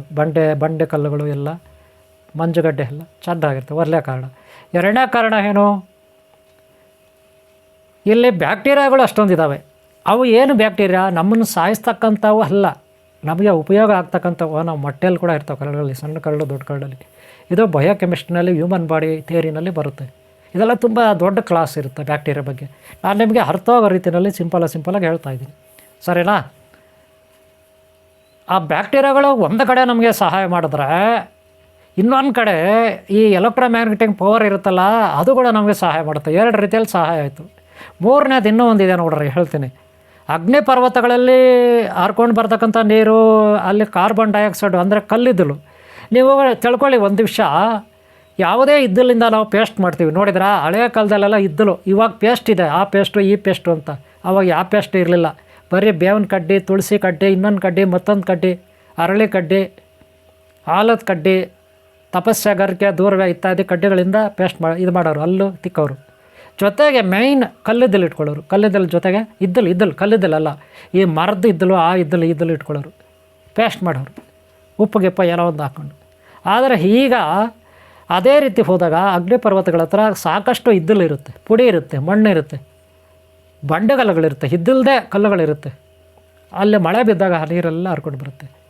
ಕಾರ್ಬನ್ ಡೈಆಕ್ಸೈಡ್ ಯಾವತ್ತು ನಮಗೆ ಈ ಇದ್ದಲು ಅಂತೀವಲ್ಲ, ಇದ್ದಲು ಪುಡಿ ಅಂತೀವಲ್ಲ, ಅದು ಕೆಟ್ಟ ವಾಸನೆಯನ್ನು ಹೀರ್ಕೊಳ್ಳುತ್ತೆ. ನೆನ್ಪಿಟ್ಕೊಳ್ಳಿ, ವಾಟರ್ ಫಿಲ್ಟರ್ಗಳಲ್ಲಿ ಯೂಸ್ ಮಾಡ್ತಾರೆ ಇದು. ವಾಟರ್ ಫಿಲ್ಟರ್ಗಳಲ್ಲಿ ಕಾರ್ಬನ್ ಕ್ಯಾಂಡಲ್ ಅಂತೀವಿ, ಕಾರ್ಬನ್ ಕ್ಯಾಂಡಲ್, ವಾಟರ್ ಫಿಲ್ಟರ್ ಇರ್ತೀವಲ್ಲ, ವಾಟರ್ ಪ್ಯೂರಿಫಿಕೇಷನ್ ಮಾಡ್ತಕ್ಕಂಥ ಯಾವುದೇ ಒಂದು ವಾಟರ್ ಪ್ಯೂರಿಫಿಕೇಷನಲ್ಲಿ ಕಾರ್ಬನ್ ಕ್ಯಾಂಡಲ್ ಇದ್ದೇ ಇರುತ್ತೆ. ಅದು ತೆಂಗಿನ ಮರದ ಚಿಪ್ಪುಗಳಿಂದ ಮಾಡಿರ್ತಾರೆ, ಗೊತ್ತಾಯ್ತಲ್ಲ, ಕಾರ್ಬನ್ ಅಂತೀವ್ರು. ಆ ಹಿದ್ದಲು ಅಷ್ಟು ಉಪಯೋಗ. ಅಲ್ಲದ ಮೇಲೆ ಅಗ್ನಿ ಪರ್ವತಗಳಿಗೆ ಹತ್ತಿರ ಇರ್ತಕ್ಕಂಥ ನೀರು ಹೆಂಗಿರುತ್ತೆ, ಕಪ್ಪು ಕಲರ್ ಇರ್ತದೆ, ಆದರೆ ಅದು ನಮಗೆ ಉಪಯೋಗ ಬರುತ್ತೆ. ಅದೇ ರೀತಿ ಗಂಗಾ ನದಿಯಲ್ಲಿ ಶವಗಳು ಸುಟ್ಟಿರ್ತಾರೆ, ಮೂಳೆ ಮಾಂಸ ಸುಟ್ಟೋಗಿರುತ್ತೆ. ಆ ಬೂದಿ ಇನ್ನೊಂದು ಗಂಗಾ ನದಿಯೆಲ್ಲ ಮಿಕ್ಸ್ ಆಗುತ್ತೆ. ಬೂದಿ ಅಂದರೆ ಭಸ್ಮ ಅಂದರೆ ಏನು, ನಾವು ಮೈ ಕೈಗೆಲ್ಲ ಇಟ್ಕೊಳ್ತೀವಿ, ಹಣೆಗೆ ಇಟ್ಕೊಳ್ತೀವಿ. ನಿಜ ಹೇಳ್ಬೇಕಂದ್ರೆ ಭಸ್ಮ ಒಳ್ಳೆಯ ಮಹಾತ್ಮರು ತೀರಿ ಹೋದರೆ, ಅವರ ಮೂಳೆಗಳನ್ನು ಸುಟ್ಟು, ಒಳ್ಳೆಯ ಮಹಾತ್ಮರು ಮಹಾಮಾತೆಯರು ತೀರಿ ಹೋದರೆ, ಒಳ್ಳೆಯ ಗುರುಗಳು ಸಾತ್ವಿಕರು ಮಹಾತ್ಮರು ಪುಣ್ಯವಂತರು ತೀರಿ ಹೋದರೆ, ಅವರ ಮೂಳೆ ಸುಟ್ಟು ಅಸ್ಥಿ ಶವನ ಸುಟ್ಟ ಮೇಲೆ ಆ ಮೂಳೆಗಳಿಂದ ಬರ್ತಕ್ಕಂಥ ಪೌಡ್ರು, ಮೂಳೆಗಳ ಸುಟ್ಟ ಮೇಲೆ ಪೌಡ್ರ್ ಆಗುತ್ತೆ, ನಿಮ್ಗೆ ಗೊತ್ತು. ಅದನ್ನು ಡಬ್ಬಗಳಲ್ಲಿ ಹಾಕ್ಕೊಂಡು ಅದನ್ನು ನಾವು ವಿಭೂತಿ ಹಚ್ಕೋಬೇಕು, ಮೈಗೆಲ್ಲ ಹಚ್ಕೋಬೇಕು. ಆವಾಗ ನಮ್ಮ ಶರೀರಕ್ಕೆ ಯಾವುದೇ ಬ್ಯಾಕ್ಟೀರಿಯಾ ಅಟ್ಯಾಕ್ ಆಗೋಲ್ಲ, ಶರೀರದಲ್ಲಿರೋ ರೋಗಗಳು ನಾಶ ಆಗುತ್ತೆ, ಚರ್ಮ ರೋಗಗಳು ನಾಶ ಆಗುತ್ತೆ. ಹಾಗೆ ಚಳಿ ಆಗೋದಿಲ್ಲ, ಚಳಿ ಕೂಡ ತಡ್ಕೊಳ್ತೇವೆ. ಅದಕ್ಕೆ ನಾಗಸಾಧುಗಳು ಋಷಿಮುನಿಗಳು ಭಸ್ಮಾನ್ ಮೈಯೆಲ್ಲ ಹಚ್ಕೊಬಿಡ್ತಾರೆ. ಯಾಕೆ ಚಳಿ ಆಗಲ್ಲ ರೀ, ಕೋಟಿಂಗ್ ಆಗಿಬಿಡುತ್ತೆ ಮೈ ಮೇಲೆ, ಚಳಿ ಆಗಲ್ಲ. ಅದಕ್ಕೆ ಬಳ್ಕೊಳ್ಳೋದು ಎಲ್ಲೆಲ್ಲೋ ರಸಗಳು ಪೇಸ್ಟ್ ಮಾಡ್ತಾರೆ ನೋಡಿದಿರಾ, ಆ ಎಲೆ, ಈ ಎಲೆ, ಎಕ್ಕೆ ಎಲೆ, ತುಳಸಿ ಎಲೆ, ಆಲದ ಎಲೆ, ಬೇವಿನ ಎಲೆ ಎಲ್ಲ ಪೇಸ್ಟ್ ಮಾಡಿ ಮೈಗೆ ಹಚ್ಕೊಬಿಡ್ತಾರೆ ಈ ಆಫ್ರಿಕಾ ಜನಗಳೆಲ್ಲ. ಯಾಕೆ ಹೇಳಿ, ಇದೇ ಚಳಿಗೆ ತಡ್ಕೊಳ್ಬೋದು ಅಂತ. ಹಾಗೆ ಅಂಥ ಸೊಳ್ಳೆಗಳು ಗಿಳ್ಳೆಗಳು ಎಲ್ಲ ಬರೋದಿಲ್ಲ ಕಚ್ಚಕ್ಕೆ, ತಿಗಡೆಗಳು ಸೊಳ್ಳೆಗಳು ಕೆಟ್ಟ ಹುಳ ಹುಟ್ರಾಯ ಬರೋದಿಲ್ಲ ತಿನ್ನೋಕ್ಕೆ. ನೋಡ್ರಿ ಎಷ್ಟು ಸೀಕ್ರೆಟ್ ನೋಡ್ರಿ ಇವೆಲ್ಲ. ಅದಕ್ಕೆ ಋಷಿಮುನಿಗಳು ಅವ್ರ ಶರೀರ ವಜ್ರಕಾಯ ಅಂತ ಅನ್ನೋದು. ಯಾಕೆ ಹೇಳಿ, ಶರೀರ ವಜ್ರಕಾಯ ಹೆಂಗಾಗುತ್ತೆ ಋಷಿಮುನಿಗಳ ಶರೀರ? ನದಿ ಸ್ನಾನ, ಈ ಪೇಸ್ಟ್ಗಳು, ಈ ಬೂದಿ, ಇದೆಲ್ಲ ಎಲ್ಲಿಂದ ಬರುತ್ತೆ? ಪ್ರಕೃತಿನಲ್ಲಿ ಆಯಾ ಕಾಲಕ್ಕೆ ಅದು ತಂದು ಕೊಡುತ್ತೆ. ಹಾಗೆ ಸುನಾಮಿ, ಸರ್ವನಾಶ, ಕೆಟ್ಟವರು ಸರ್ವನಾಶ ಹೆಂಗಾಗುತ್ತೆ? ಭೂಮಿನೇ ಸುನಾಮಿ ಇಂಥವೆಲ್ಲ ಬರುತ್ತೆ. ನೋಡಿದ್ರ ಒಂದು ಕಡೆ ಋಷಿಮುನಿಗಳಿಗೆ ಉಪಯೋಗ, ಗುರುಗಳಿಗೆ ಉಪಯೋಗ, ಇಲ್ಲೊಂದು ಕಡೆ ದುಷ್ಟರಿಗೆ ಸುನಾಮಿ, ಸರ್ವನಾಶ. ಇದೆಲ್ಲ ಎಲ್ಲಿಂದ ಬರುತ್ತೆ? ಪ್ರಕೃತಿ ಕೊಡು ಗಿಫ್ಟು. ವರಾಲು ಕೊಡುತ್ತೆ ಪ್ರಕೃತಿ, ಶಾಪಲ ಕೊಡುತ್ತೆ ಪ್ರಕೃತಿ. ಇದೆಲ್ಲ ಅರ್ಥ ಮಾಡ್ಕೋಬೇಕು ಎಲ್ಲರೂ ಅಲ್ವಾ? ಅದಕ್ಕೆ ನದಿ ಸ್ಥಳ ಎಷ್ಟು ಶ್ರೇಷ್ಠ ಅನ್ನೋದಕ್ಕೆಲ್ಲ ಅಲ್ಲಿ ಹೇಳಿದಿಲ್ಲ. ಇಷ್ಟು ಸಾಕಷ್ಟಿದೆ ನದಿ ಸ್ಥಳ ನಿಮಗೆ. ಅದಕ್ಕೆ ನದಿಗಳಿಗೆ ನಾವು ಸ್ನಾನ ಮಾಡಬೇಕಲ್ಲದು. ನದಿಗಳಲ್ಲಿ ಸಾಕಷ್ಟು ಗಿಡಮೂಲಿಕೆಗಳಿರುತ್ತೆ, ಪಾಚಿಗಳಿರುತ್ತೆ. ಪಾಚಿ ಗಿಡ ಅಂತಿರಲ್ಲ, ಪಾಚಿ ನೋಡ್ರಿ, ನಿಮ್ಮ ಪಾಚಿಗಳಿಂದನೇ ಇವತ್ತು ನೀವು ಪಾತ್ರೆ ಉಜ್ಜೋ ಬ್ರಷ್ಗಳು ತಯಾರು ಮಾಡ್ತಾರೆ. ಕೆಲವು ಪಾಚಿಗಳು ಗ್ರೀನ್ ಕಲರ್ ಬ್ರಷ್ಗಳು, ಅರ್ಥ ಮಾಡ್ಕೊಳ್ಳಿ. ಆಫ್ರಿಕಾದಲ್ಲಿ ಹೆಚ್ಚಾಗಿ ಔಷಧಿ ಗಿಡಗಳ ಪಾಚಿಗಳಿದೆ ಸಮುದ್ರದಲ್ಲಿ. ಆ ಪಾಚಿ ಗಿಡಗಳನ್ನು ತಂದು ಅವರು ಆಯುರ್ವೇದಿಕ್ ಮೆಡಿಸನ್ ಮಾಡ್ತಾರೆ. ಕೇರಳ ನದಿಗಳಲ್ಲಿ, ಸಮುದ್ರಗಳಲ್ಲಿ ಪಾಚಿಗಳು ಸಿಗುತ್ತೆ, ಗಿಡಗಳು. ಅವೆಲ್ಲ ತಂದು ಹೆಚ್ಚಾಗಿ ಔಷಧಿಗಳನ್ನು ತಯಾರು ಮಾಡ್ತಾರೆ, ಆಯುರ್ವೇದಿಕ್ ಔಷಧಿಗಳನ್ನು. ನೆನ್ಪಿಟ್ಕೊಳ್ಳಿ. ಅದಕ್ಕೆ ನದಿಗಳಲ್ಲಿ ಗಿಡಗಳು ಇವೆಲ್ಲ ಜಾಸ್ತಿ ಇರುತ್ತೆ. ಸಾಕಷ್ಟು ಮುಳ್ಳುಗಿಡಗಳಂತೀರ ನೀವು, ಅವೆಲ್ಲ ಎಷ್ಟೋ ಮೆಡಿಸನ್ ಗಿಡಗಳು, ವನಸ್ಪತಿ ವೃಕ್ಷಗಳು. ನದಿ ಹರ್ಕೊಂಡು ಬರಬೇಕಾದ್ರೆ ಎಲ್ಲಿಂದನೋ ಬರುತ್ತೆ ನದಿ ಹರ್ಕೊಂಡು. ಎಷ್ಟೋ ಕಿಲೋಮೀಟರ್ ಬರುತ್ತೆ, ನಿಮ್ಗೆ ಗೊತ್ತಿದೆ ವಿಚಾರ. ಎಲ್ಲೋ ಒಂದು ಕಡೆ ನಿಂತ್ಕೊಂಡಿರುತ್ತೆ ದೇವಸ್ಥಾನಗಳ ಹತ್ರ, ಅಲ್ಲಿ ನಾವು ಸ್ನಾನ ಮಾಡ್ತೀವಿ. ಅವು ಗಿಡಗಳನ್ನು ಬರಬೇಕಾದ್ರೆ ಅವು ಸ್ನಾನ ಮಾಡಿಕೊಂಡು ಘರ್ಷಣೆ ಮಾಡಿಕೊಂಡು ಬರ್ತವೆ. ಆವಾಗ ಆ ಗಿಡಗಳಲ್ಲಿರ್ತಕ್ಕಂಥ ಎಲೆಗಳು, ಇನ್ನೊಂದು ಮತ್ತೊಂದು ತೊಗಟೆ, ಬೇರುಗಳು ಎಲ್ಲ ಉಜ್ಕೊಂಡು ಆ ಬಂಡೆಗಲ್ಲುಗಳೆಲ್ಲ ಉಜ್ಕೊಂಡು ಬರುತ್ತೆ. ಮಣ್ಣು ಬೇರೆ, ಮಣ್ಣಲ್ಲೂ ಒಳ್ಳೆ ಶಕ್ತಿ ಇರುತ್ತೆ, ಗೊತ್ತಾಯ್ತಾ? ಅದಕ್ಕೆ ನಂಜನಗೂಡಲ್ಲಿ ಮೃತ್ತಿಕೆ ಅಂತಾರೆ. ನಂಜನಗೂಡು ಏರಿಯಾನಲ್ಲಿರೋ ಮಣ್ಣಿಗೆ ವಿಷವನ್ನು ತೆಗಿತಕ್ಕಂಥ ಪವರ್ ಇರುತ್ತೆ. ಅದಕ್ಕೆ ಅಲ್ಲಿ ಪರಶುರಾಮರು ತಪಸ್ಸು ಮಾಡಿ ಮೃತ್ತಿಕೆಯನ್ನು ಹಣೆಗಿಟ್ಕೊಂಡ್ರು. ಅವರು ತಾಯಿಯನ್ನು ಅವರು ಕೊಂದಿದ್ರು ಪರಶುರಾಮರು, ಅವರ ಅಪ್ಪನ ಆಜ್ಞೆಯಂತೆ. ತಾಯಿಯ ತಲೆಯನ್ನೇ ಕಡ್ದಿದ್ರು ಪರಶುರಾಮರು, ಸ್ವಂತ ತಾಯಿಯ ತಲೆಯನ್ನು ಕಡಿದ್ರು. ಏತಕ್ಕಾಗಿ? ತನ್ನ ತಂದೆಯ ಆಜ್ಞೆಯಂತೆ. ಅವರೇನೂ ತಪ್ಪು ಮಾಡಿಲ್ಲ, ಆದರೂ ಅವರಿಗೆ ಫೀಲಿಂಗ್ ಆಯಿತು. ಅದಕ್ಕೆ ಅಲ್ಲೋಗಿ ತಪಸ್ಸು ಮಾಡಿದ್ರು. ಅವ್ರ ಹಣೆಗೆ ಅಲ್ಲಿನ ಮಣ್ಣು ಇಟ್ಕೊಂಡ್ರು. ಅದಕ್ಕೆ ನಂಜನಗೂಡಿನ ಬಾಳೆಹಣ್ಣು, ನಂಜನಗೂಡಿನ ರಸಬಾಳೆ ಅಂತಾರೆ. ಯಾಕೆ ಹೇಳಿ? ಬಾಳೆಹಣ್ಣಲ್ಲಿ ವಿಷ ತೆಗಿತಕ್ಕಂಥ ಗುಣ ಇದೆ. ಅದರ ಅರ್ಥ ಏನಂದರೆ ಎಲ್ಲ ಕಡೆ ಬಾಳೆಹಣ್ಣು ಇಲ್ವ, ಹಂಗಾರೆ ಅದು ತೆಗಿಯಲ್ವ ಅನ್ಬೋದು, ನಿಜ. ಆದರೆ ಅಲ್ಲಿನ ಮಣ್ಣು ಬೇರೆ, ಬೇರೆ ಕಡೆ ಇರೋ ಮಣ್ಣು ಬೇರೆ. ಅದಕ್ಕೆ ಅಲ್ಲಿನ ಬೆಳೆಯತಕ್ಕಂಥ ಬಾಳೆಹಣ್ಣು ಬೇರೆ, ಅಷ್ಟು ಚೆನ್ನಾಗಿರುತ್ತೆ ರಸಬಾಳೆಯಲ್ಲಿ. ಅಂದರೆ ಅದರಲ್ಲಿ ಅಮೃತ ಇರುತ್ತೆ, ವಿಷವನ್ನು ತೆಗಿತಕ್ಕಂಥ ಅಮೃತ. ಕಾರಣ ಅಲ್ಲಿನ ಮಣ್ಣು ಹಂಗಿರುತ್ತೆ. ಒಂದೊಂದು ಏರಿಯಾನಲ್ಲಿ ಒಂದೊಂದು ರೀತಿಯ ಮಣ್ಣು, ಒಂದೊಂದು ಏರಿಯಾನಲ್ಲಿ ಒಂದೊಂದು ರೀತಿಯ ಕಳ್ಳು, ಒಂದೊಂದು ಏರಿಯಾನಲ್ಲಿ ಒಂದೊಂದು ರೀತಿಯ ಗಿಡ ಮರ ಬಳ್ಳಿ ಪಾಚಿ ಇರುತ್ತೆ. ಅದಕ್ಕೆ ಆಯಾ ಏರಿಯಾನ ನಾವು ತಿಳ್ಕೊಬೇಕು. ಇದೆಲ್ಲ ಗುರುಗಳು ಹೇಳ್ಕೊಡ್ತಾರೆ, ಅವ್ರಿಗೆ ಗೊತ್ತಿರುತ್ತೆ. ಅವರು ಎಲ್ಲ ತೀರ್ಥಕ್ಷೇತ್ರಗಳು ಸುತ್ತಾರೆ, ಅಲ್ಲಿ ಇಲ್ಲಿ ಸುತ್ಕೊಂಡು ಬರ್ತಾರೆ, ವಿಚಾರಗಳು ತಿಳ್ಕೊತಾರೆ, ಜ್ಞಾನಿಗಳಾಗಿರ್ತಾರೆ ಗುರುಗಳು. ಇದೆಲ್ಲ ಎಲ್ಲದರಲ್ಲಿ ಕೂತ್ಕೊಂಡು ಹೇಳೋಂಗಿಲ್ಲ ಕೆಲವೆಲ್ಲ. ಯಾಕೆ ಹೇಳೋಂಗಿಲ್ಲ ಅಂದರೆ ಇದೇನಾದರೂ ಒಳ್ಳೆಯವ್ರಿಗೆ ಮಾತ್ರ ಸಿಗಬೇಕು ಈ ಎಲ್ಲ ಫೆಸಿಲಿಟೀಸು, ಕೆಟ್ಟವ್ರಿಗೆ ಅದು ಸಿಗಬಾರ್ದು ಅಲ್ಲದು ಒಂದು ಗುರುಗಳಲ್ಲೇ ಇರುತ್ತೆ. ಅದಕ್ಕೆ ಇನ್ನೂ ನೀವು ಇಲ್ಲಿ ಸಾಕಷ್ಟು ಸೀಕ್ರೆಟ್ಸ್ ಇರುತ್ತೆ. ನಾನು ಎಲ್ಲ ಹೇಳಿಲ್ಲ, ಓನ್ಲಿ ಟ್ರೈಲರ್ ಅಷ್ಟೇ ಇಷ್ಟೊತ್ತು ಹೇಳಿದ್ದು ಸೀಕ್ರೆಟ್ಸು. ನೀವೆಲ್ಲ ತಿಳ್ಕೊಬೇಕಂದ್ರೆ ಇಲ್ಲಿ ನಮ್ಮದೇ ಆದ ಒಂದು ಆನ್ಲೈನ್ ಕ್ಲಾಸ್ ಇದೆ, ಆನ್ಲೈನ್ ಕ್ಲಾಸ್ ಮಾಡ್ತೀವಿ, ಸೇರ್ಕೊಳ್ಳಿ. ಇಲ್ಲಿ ಎಷ್ಟೋ ಸೀಕ್ರೆಟ್ಸ್, ಗುರುಗಳ ಸಂಪರ್ಕ ಇಟ್ಕೊಳ್ಳಿ. ಗುರುಗಳ ಸಂಪರ್ಕ ಇಟ್ರೆ ಅವ್ರು ಅವಾಗ ಒಂದೊಂದು ಹೇಳ್ತಿರ್ತಾರೆ, ಎಲ್ಲೆಲ್ಲ ಒಳ್ಳೇದು ಹೇಳ್ಕೊಡ್ತಿರ್ತಾರೆ. ಅವರಲ್ಲಿ ಒಳ್ಳೆ ಥರ ಇರ್ತದೆ, ನೀವು ಒಳ್ಳೆಯವರಾಗಿರ್ಬೇಕು, ವಿಧೇಯರಾಗಿರಬೇಕು. ಅದೇ ಕೆಲವರು ಅಯೋಗ್ಯರು ಇಲ್ಲಿ ಬಂದು ಸೇರ್ಕೊತಾರೆ. ಏನಕ್ಕೆ ಸೇರ್ಕೊತಾರೆ? ಗುರುಗಳ ಹತ್ರ ಏನಾದರೂ ಪೀಕಾನ, ಏನಾದರೂ ದುಡ್ಡು ಪೀಕಲ್ಲ ಅಂತ ಸೇರ್ಕೊಳ್ತಾರೆ. ಅದು ಅವ್ರಿಗೆ ಸಿಗಲ್ಲ. ಗುರುಗಳಿಗೆ ಗೊತ್ತು ಯಾರು ಒಳ್ಳೆಯ ಶಿಷ್ಯ, ಯಾರು ಕೆಟ್ಟ ಶಿಷ್ಯ ಅಂತ ಗೊತ್ತಿರಲ್ವ ಗುರುಗಳಿಗೆ. ಯಾರು ಗುರುಗಳ ಮೇಲೆ ಭಕ್ತಿ ಇರುತ್ತೆ, ದೈವಭಕ್ತಿ ಇರುತ್ತೆ, ಅವ್ರು ಉಳ್ಕೊತಾರೆ ಅಷ್ಟೇ. ನೋಡ್ರಿ, ಈ ರೀತಿ ಕೆಲವರು ಗುರುಗಳನ್ನು ಅಪಮಾನ ಮಾಡೋರಿದ್ದಾರೆ, ಹೊರಗಡೆ ಎಲ್ಲ ಕಡೆಯಲ್ಲಿ ಇದ್ದಾರೆ. ಇವ್ರನ್ನೆಲ್ಲ ಜ್ಞಾನಿಗಳು ಬೇಕೋ ಅಜ್ಞಾನಿಗಳು ಬೇಕೋ ಗೊತ್ತಿಲ್ಲ. ಹಾಗೆ ಇಲ್ಲಿ ನಾನು ಯೂಟ್ಯೂಬಲ್ಲಿ ಇಷ್ಟೆಲ್ಲ ನಿಮಗೆ ಪಾಠ ಮಾಡ್ತೀನಿ. ಏತಕ್ಕಾಗಿ? ಒಳ್ಳೆಯವ್ರಿಗೆ ಯಾವಾಗ ಒಳ್ಳೆಯದಾಗಲಿ. ಒಳ್ಳೆಯವರು ಕೆಟ್ಟವ್ರ ಮಧ್ಯದಲ್ಲಿ ಸಿಕ್ಕಾಕೊಂಡು ನರಳ್ತಾ ಇದ್ದಾರೆ. ಒಳ್ಳೆಯವರು ಯಾರ ಮಧ್ಯೆ ಸಿಕ್ಕಾಕೊಂಡಿದ್ದಾರೆ? ಸುತ್ತಲೂ ಒಬ್ಬ ಒಳ್ಳೆಯವರಿದ್ದಾರೆ, ಅಲ್ಲಿ 1000 ಜನ ಕೆಟ್ಟವ್ರು ಇರ್ತಾರೆ. ಅವ್ರ ಮಧ್ಯೆ ಇವ್ರು ಹೆಂಗಪ್ಪ ಅರಳೋದು? ಒಬ್ಬ ವ್ಯಕ್ತಿ ಹೂವಿನ ಥರ ಹರಳಿ ಸುವಾಸನೆ ಬೀರಿದರೆ ಅದು ಎಷ್ಟು ಚೆನ್ನಾಗಿರುತ್ತಲ್ಲ, ಅವರಲ್ಲಿ ಒಳ್ಳೆಯ ಗುಣಗಳು. ಹಾಗೆ ಅವನಲ್ಲಿ ಒಳ್ಳೆಯ ಗುಣಗಳು ಬೆಳೀಲಿಕ್ಕೆ ಬಿಡೋದಿಲ್ಲ, ಅವನು ಉದ್ಧಾರ ಆಗಲಿಕ್ಕೆ ಬಿಡೋದಿಲ್ಲ. ದುಷ್ಟರೇ ಇದ್ದಾರೆ ಸುತ್ತಲೂ 1000 ಜನ, ಅವರು ಅಟ್ಯಾಕ್ ಮಾಡ್ತಾರೆ ಒಳ್ಳೆಯವ್ರ ಮೇಲೆ. ಆದರೆ ಮಾತಾಡ್ತಾರಲ್ಲ ಹೊಲಸು ಮಾತು, ಅದು ತಪ್ಪು. ಕೆಟ್ಟ ಆಲೋಚನೆ ಮಾಡಿ ಕೈಗಳಲ್ಲಿ, ದೇವ್ರು ಕೊಟ್ಟರೆ ಈ ಕೈಗಳಲ್ಲಿ ಕೆಟ್ಟ ಕಾಮೆಂಟ್ಗಳು ಮಾಡೋದು, ಕೆಟ್ಟ ಕಳ್ಳತನ, ಈಗ ಕೆಟ್ಟ ದಾಳಿಗಳು ಮಾಡೋದು, ಬೇರೆಯವ್ರಿಗೆ ಕೆಟ್ಟದಾಗಿ ಉಪಯೋಗಿಸೋದು, ಈ ಕೈಗಳು ತಪ್ಪು. ಅಂಥ ನೀಚ ನಿಕೃಷ್ಟರು ಸಾಕಷ್ಟು ಮಂದಿ ನನ್ನ ಹತ್ರ ವಿದ್ಯೆ ಕಲಿಯಕ್ಕೆ ಬಂದಿದ್ದರು. ಅವ್ರಿಗೆ ಕಲಿಯೋ ಯೋಗ್ಯತೆ ಇಲ್ಲ. ₹1 ಡೊನೇಷನ್ ಹಾಕಿರೋರು ಇದ್ದಾರೆ, ₹1. ಅಂಥ ಅಯೋಗ್ಯರು ಇಲ್ಲಿದ್ದಾರೆ. ಅಷ್ಟೇ ಅಲ್ಲ, ಗುರುಗಳ ಹತ್ರ ಸುಳ್ಳು ಪಳ್ಳು ಹೇಳಿ ಕಿತ್ಕೊಂಡು ತಿಂದಿರೋರು ಇದ್ದಾರೆ, ಸಿಕ್ಕಾಕೊಂಡು ಇದ್ದಾರೆ, ಮೋಸ ಮಾಡಿರೋರು ಇದ್ದಾರೆ, ಇಲ್ಲಿಂದ ಆಚೆ ಹೋಗಿರೋರು ಇದ್ದಾರೆ. ಗುರುಕಾಲದಿಂದ ಆಚೆ ಹೋದ್ಮೇಲೆ ಅವ್ರು ಸುಮ್ಮನೆ ಇರಲ್ಲ, ಕೆಟ್ಟದಾಗೆ ಕಾಮೆಂಟ್ಗಳು ಮಾಡೋದು, ಕೆಟ್ಟದಾಗಿ ಏನೇನೋ ಮಾಡೋದು.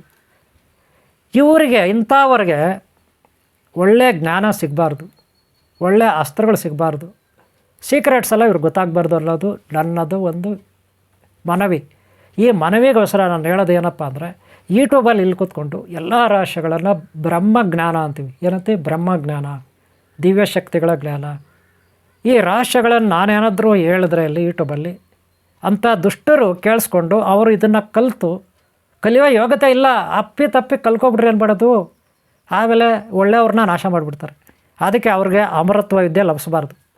ಅವ್ರಿಗೆ ಕೆಟ್ಟ ಅವ್ರಿಗೆ ಯಾವುದೇ ದಿವ್ಯ ಶಕ್ತಿ, ದಿವ್ಯ ತಪಶಕ್ತಿ ವಿಚಾರಗಳು, ಆ ಶಕ್ತಿಗಳನ್ನ ಹೆಂಗೆ ಸಂಪಾದನೆ ಮಾಡ್ಕೊಳ್ಳೋದು, ಆ ಮಂತ್ರಗಳು, ಇವ್ಯಾವುದೂ ಅವ್ರಿಗೆ ಸಿಗಬಾರ್ದು. ಇದನ್ನು ಕಾಪಾಡ್ಕೊಳ್ಳೋ ಹೊಣೆ ಆ ಕಾಲದಿಂದ ಈ ಕಾಲದವರೆಗೂ ಒಳ್ಳೆ ನಾಗಸಾಧುಗಳಿಗೂ ಇದೆ, ಒಳ್ಳೆ ಸಿದ್ಧಪುರುಷರಿಗಿದೆ, ಶರಣರಾಗಿದೆ, ದಾಸರಿಗಿದೆ, ಭಕ್ತರಿಗಿದೆ. ಅವರೆಲ್ಲ ಸೀಕ್ರೆಟ್ಗಳನ್ನ ಬಚ್ಚಿಟ್ಕೊಂಡ್ರು, ಹೊರಗಡೆ ಬರ್ದಂಗೆ ಕಾಪಾಡ್ತಾ ಇದ್ದಾರೆ ನಾಗಲೋಕದಲ್ಲಿ. ಯಾವ ಲೋಕ? ನಾಗಲೋಕದಲ್ಲಿ ಎಷ್ಟೋ ಗ್ರಂಥಗಳನ್ನು, ವಿಚಾರಗಳನ್ನು, ಅಲ್ಲಿ ಅಮೃತನ ಇದೆ, ವಿಚಾರ ಇದೆ ನಾಗಲೋಕದಲ್ಲಿ. ಯಕ್ಷ, ಕಿನ್ನರ, ಕಿಂಪುರುಷ, ಸಿದ್ಧರು ಇವರೆಲ್ಲ ಕಾಪಾಡ್ತಾ ಇದ್ದಾರೆ ನಾಗಲೋಕದಲ್ಲಿ. ಅದಕ್ಕೆ ದುಷ್ಟರು ಇವ್ರಿಗೇನು ಸಿಗಲ್ಲಲ್ಲ ಗುರುಗಳ ಹತ್ರ, ಅದಕ್ಕೆ ಇವರು ಕೆಟ್ಟ ಕಾಮೆಂಟ್ಗಳು ಮಾಡ್ತಿರ್ತಾರೆ ಕೂತ್ಕೊಂಡು. ಅವ್ರ ಮಾತು ಯಾರು ಕೇಳ್ತಾರೋ ಅವ್ರಿಗೆ ಸಂಬಂಧಪಟ್ಟವ್ರು ಕೇಳ್ತಾರೆ. ಅವ್ರಿಗೆ ಸಂಬಂಧಪಟ್ಟವರು ಅಯೋಗ್ಯರು, ಅವರು ಅಯೋಗ್ಯರೇ, ಇವರು ಒಳ್ಳೆ ಅಯೋಗ್ಯರಿಗೆ ಗುರು ಆಗಿರ್ತಾರೆ, ಕಾಮೆಂಟ್ ಬರೀತಾರೆ. ಕೆಲಸ ಕಾರ್ಯ ಬಿಟ್ಟು ಇದರಿಂದ ಯಾರಿಗೆ ಲಾಭ? ಅರ್ಧ ಗಂಟೆ 10 ನಿಮಿಷ ಕಾಮೆಂಟ್ ಮಾಡಿದ್ರೆ ಕೆಲಸಕ್ಕೆ ಬರೋದಿಲ್ಲ. ಅವ್ರು ಅನ್ಕೊಬಿಟ್ಟಿದ್ದಾರೆ ಏನೋ ಒಂದು ಮಾಡೋಣ ಅಂದ್ಬಿಟ್ಟು. ಅದೇನೋ ಹೇಳ್ತಾರಲ್ಲಿ, ಕಮ್ಮಂಗೆ ಇರ್ತದಲ್ಲ ರೀ, ಕಮ್ಮಂಗೆ ಮರದಲ್ಲಿ ಆ ಕಮ್ಮಂಗೆ ಮಂಗ ಅಲ್ಲ, ಮಂಗಗಳೆಲ್ಲ ಕಮ್ಮಂಗಿಗಳು, ಅವು ತಾನು ಕೆಟ್ಟಿದ್ದೆಲ್ಲ ವನನೆಲ್ಲ ಕೆಡಿಸ್ತಾವಂತೆ. ಹಾಗೆಲ್ಲಿ ಕೆಡಿಸ್ಲಿಕ್ಕೆ ಪ್ರಯತ್ನ ಪಡ್ತಿರ್ತವೆ, ಕೆಟ್ಟ ಕೆಟ್ಟ ಕಾಮೆಂಟ್ಗಳು ಮಾಡಿ ಏನೇನೋ. ಅಂಥವ್ರಿಗೆ ಒಳ್ಳೆಯದು ಸಿಗಬಾರ್ದು. ಅದಕ್ಕೆ ಆನ್ಲೈನ್ ಕ್ಲಾಸ್ ಅಂತ ಇಲ್ಲಿರುತ್ತೆ. ಗುರುಗಳ ಸಾನ್ನಿಧ್ಯದಲ್ಲಿ ಶಿಷ್ಯರಾಗಿರಬೇಕು. ಯಾರು ಆಪ್ತರಾಗಿರ್ತಾರೆ, ಗುರುಗಳ ಸೇವೆ ಯಾರು ಮಾಡ್ತಾರೆ, ಗುರುಗಳಿಗೆ ವಿಧೇಯರಾಗಿರ್ತಾರೆ ಕೊನೆಯ ಉಸಿರಿರೋವರೆಗೂ, ಎಲ್ಲಿ ಕೊನೆಯ ಉಸಿರಿರೋವರೆಗೂ ವಿಧೇಯರಾಗಿರ್ತಾರೆ. ಅವ್ರು ಯಾವಾಗೂ ಗುರುಗಳು ವಿಧೇಯರಾಗಿರ್ತಾರೆ. ಅವರು ವಿಧೇಯರಾಗಿರ್ತಾರೆ. ಒಂದು ವೇಳೆ ಇಲ್ಲಿ ಇಷ್ಟ ಇಲ್ಲ ಕಲೀಲಿಕ್ಕಂದ್ರೆ ಬಿಟ್ಟು ಹೋಗ್ತಾರೆ, ಆದರೆ ಕೆಟ್ಟದಾಗ ಕಾಮೆಂಟ್ ಎಲ್ಲ ಮಾಡಲ್ಲ, ಯಾಕಂದರೆ ಅವ್ರು ಒಳ್ಳೆಯವರಾಗಿರ್ತಾರೆ. ಅಂಥವರು ಇಲ್ಲಿ ಕಲಿತಾರೆ. ಅಂಥವ್ರಿಗೆ ನಾವು ಎಲ್ಲ ಸೀಕ್ರೆಟ್ಸ್ ಹೇಳ್ಕೊಡ್ತೀವಿ. ಇಲ್ಲಿ ಆದಷ್ಟು ಸ್ವಲ್ಪ ನಿಮ್ಗೆ ಅರ್ಥ ಆಗೋ ರೀತಿಯಲ್ಲಿ ಹೇಳ್ಕೊಟ್ಟಿದ್ದೀನಿ. ನದಿಗಳ ಬಗ್ಗೆ, ನದಿಯ ಸ್ನಾನದ ಬಗ್ಗೆ, ತಪಶ್ಶಕ್ತಿ ಬಗ್ಗೆ, ತಪಸ್ಸಾಧನೆ ಬಗ್ಗೆ, ಸಿದ್ಧಿಗಳ ಬಗ್ಗೆ, ಒಂದು ಎನರ್ಜಿ ಬಗ್ಗೆ ಇಲ್ಲ ಹೆಚ್ಚಾಗಿ ತಿಳ್ಕೊಳ್ಳಿ. ನಿಮ್ಗೆ ಒಳ್ಳೆಯದಾಗಲಿ. ಇವರೇ ನಿಮ್ಮಲ್ಲಿ ಒಳ್ಳೆತನ ಇರುತ್ತೆ. ಹಾಗೆ ನಿಮ್ಗೆ ಯಾವಾಗೂ ಒಳ್ಳೆಯದಾಗಬೇಕಾದ್ರೆ ನಿಮ್ಮಲ್ಲಿ ಆ ದೈವ ಇರುತ್ತೆ. ಅದು ನಿಮ್ಮಲ್ಲ ಒಂದು ಒಳ್ಳೆಯ ಮಾರ್ಗದಲ್ಲಿ ನಡೆಸ್ಕೊಂಡು ಹೋಗುತ್ತೆ, ನಿಮ್ಮನ್ನ ರಕ್ಷಣೆ ಮಾಡುತ್ತೆ. ಇದು ನನ್ನ ಆಶೀರ್ವಾದ. ಈ ವಿಡಿಯೋ ನಿಮ್ಗೆ ಇಷ್ಟ ಆಗಿದರೆ ಒಂದು ಲೈಕ್ ಮಾಡಿ, ಸಬ್ಸ್ಕ್ರೈಬ್ ಆಗಿಲ್ಲ ಅಂದ್ರೆ ಹಾಕ್ಕೊಳ್ಳಿ. ಹಾಗೆ ಹಿಂದೆ ನಾನು ಈ ರೀತಿ ಸಾಕಷ್ಟು ವೀಡಿಯೋಗಳು ಹಾಕಿದ್ದೀನಿ, ನಿಧಾನಕ್ಕೆ ನೋಡಿ. ಹಾಗೆ ಮುಂದೆ ಕೂಡ ವೀಡಿಯೋಗಳು ಹಾಕ್ತೀನಿ. ನಿಮ್ಮ ಪ್ರೋತ್ಸಾಹ ಇದ್ದರೆ ಅವುಗಳಲ್ಲೂ ನೋಡಿ.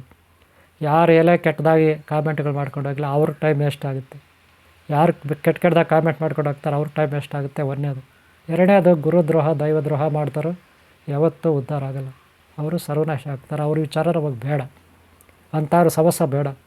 ಅವ್ರ ಅಕ್ಕಪಕ್ಕ ಎಲ್ಲ ಕಡೆ ಇರ್ತಾರೆ, ಎಲ್ಲೋದ್ರಲ್ಲಿ ಇರ್ತಾರೆ ಕೆಟ್ಟವರು. ಅವ್ರದ್ದು ಯಾವುದೇ ನಾವು ಕ್ಯೂ ಮೇಲೆ ಹಾಕ್ಕೋಬಾರ್ದು. ಅವ್ರದ್ದೆಲ್ಲ ನಾವು ಕ್ಯೂ ಮೇಲೆ ಹಾಕ್ಕೊಡ್ರೆ ನಮ್ಮ ಟೈಮ್ ವೇಸ್ಟ್ ಆಗುತ್ತೆ. ನಮ್ಮ ಗುರಿ, ನಾವು ಮುಟ್ಟಬೇಕಾದ ಗುರಿ ನಾವು ಮುಟ್ಟೋಕ್ಕಾಗಲ್ಲ. ಕೆಟ್ಟವ್ರದ್ದು ನೆಗೆಟಿವ್ ಥಾಟ್ಸು, ಕೆಟ್ಟ ವಿಚಾರಗಳು, ಕೆಟ್ಟವ್ರ ವಿಚಾರಗಳು, ಕೆಟ್ಟವರ ಸ್ಮರಣೆ ನಮಗೆ ಬೇಡ.